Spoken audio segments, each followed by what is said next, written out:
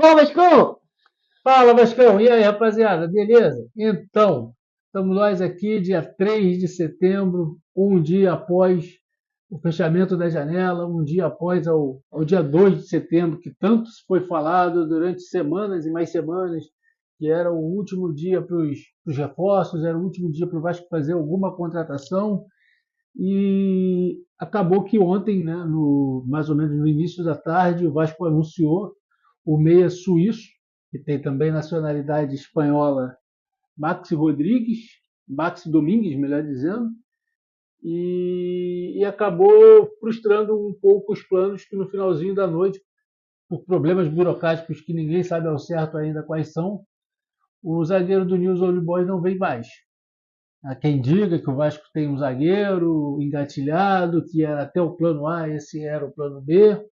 Mas, enfim, fechamos essa janela de transferências com, lá atrás, bem no iníciozinho da abertura dela, com as contratações de Felipe Coutinho, Alex Teixeira, Souza e Emerson Rodrigues. E agora, mais para o finalzinho, o chileno Jean Davi, ou Jean Menezes, como ele era inicialmente conhecido, e ontem, no apagar das luzes, o Maxi Domingues.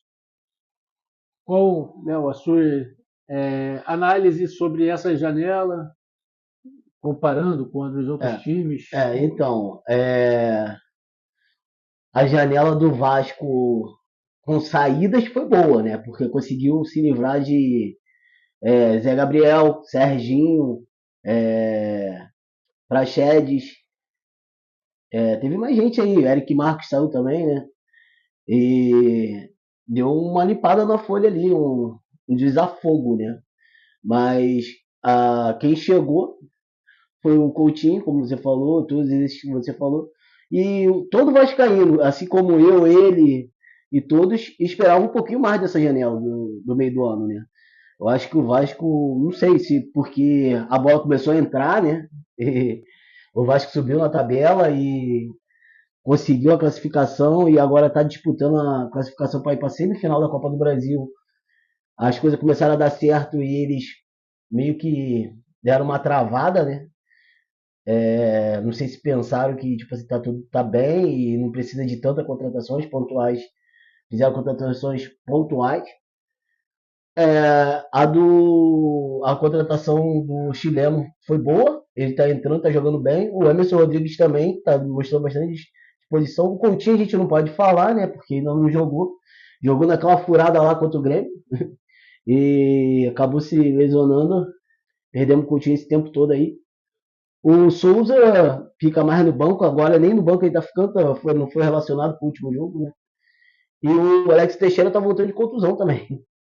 Então, todo vascaíno, pelo menos eu acho que é isso, que esperava uma janela um pouquinho melhor.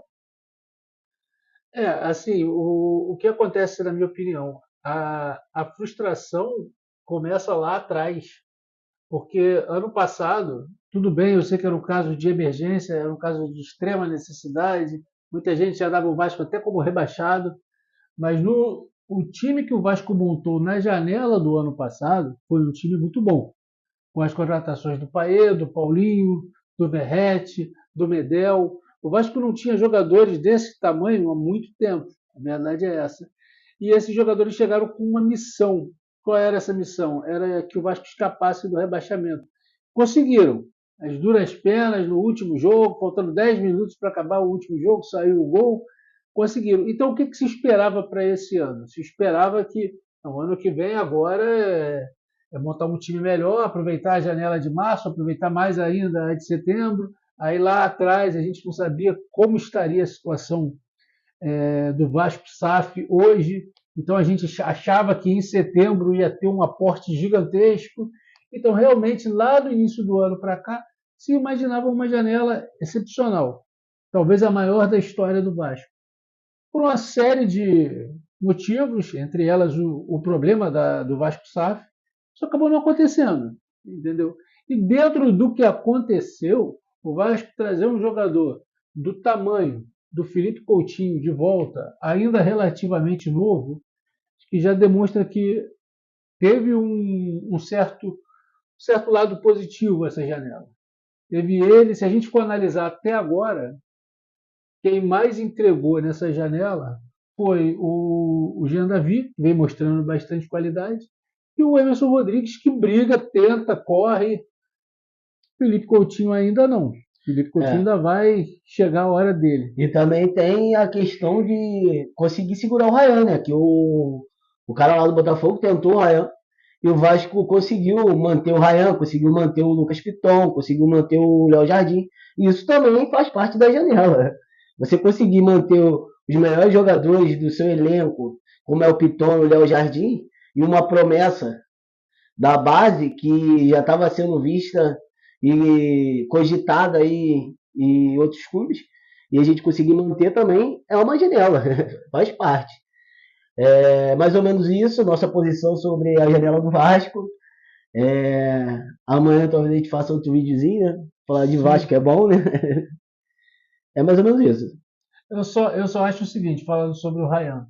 É, a melhora do Ryan, o fato do torcedor do Vasco ver o Ryan com outros olhos, é do Vasco e Fluminense para cá. Do Vasco e Fluminense para trás, a torcida já estava começando a olhar com isso aí. Eu acho que isso pesou muito para o Vasco fazer um esforço para segurar o Ryan. Se fala muito da proposta do Textor, mas com certeza devem ter aparecido outras. Devem Sim. ter aparecido pelo menos sondagens, e o Vasco precisando de dinheiro, a tendência era que fosse. Se o Ryan não demonstra essa melhora, e hoje pode-se dizer que, enquanto o Jean Davi não estiver em forma ali ainda 100%, o time não tiver voltado 100%, a gente não sabe ainda como é que vai ser o suíço, ele é titular do Vasco. Ele ganhou a titularidade do Vasco de onde ninguém imaginava que pudesse acontecer. Talvez aí seja o motivo do Vasco ter feito um esforço nos bastidores para segurar o Ryan. E ele vem correspondendo do Fluminense para cá, a verdade é essa. É verdade. A Ryan tá entrando bem. Rapaziadinha que não é inscrita no canal, lá no YouTube, Relíquia CRVG, tudo junto. Entra lá, se inscreve no nosso canal, dá essa moral aí, deixa o like. Instagram a mesma coisa, TikTok a mesma coisa, Relíquia CRVG, tudo junto, dá essa moral aí. Tamo junto, rapaziadinha. É isso. Valeu. Então, galera, aproveitar a data FIFA, a gente que vive tão intensamente o Vasco, que sofre, que o sofrimento do jogo 9h30 da noite, ele começa 10 segundos depois que a gente acorda, quando a gente lembra, e hoje tem jogo. Então, assim, eu acho que essas datas FIFA, de vez em quando, elas são umas férias, umas folgas pra gente. E, pelo menos no meu caso, estou chegando numa idade que é importante. Eu acho que cada vez eu vou querer que, de vez em quando, tenha um pouquinho mais de datas FIFA. É isso, galera. Tamo junto. Obrigado por aturar a gente aqui de vez em quando. E, como o Léo falou, tendo alguma novidade, tendo algum pontinho fora da curva quando o assunto for Vasco, amanhã a gente está aqui de novo. Grande abraço. Valeu, rapaziadinha. É nóis. Saudações vascaínas.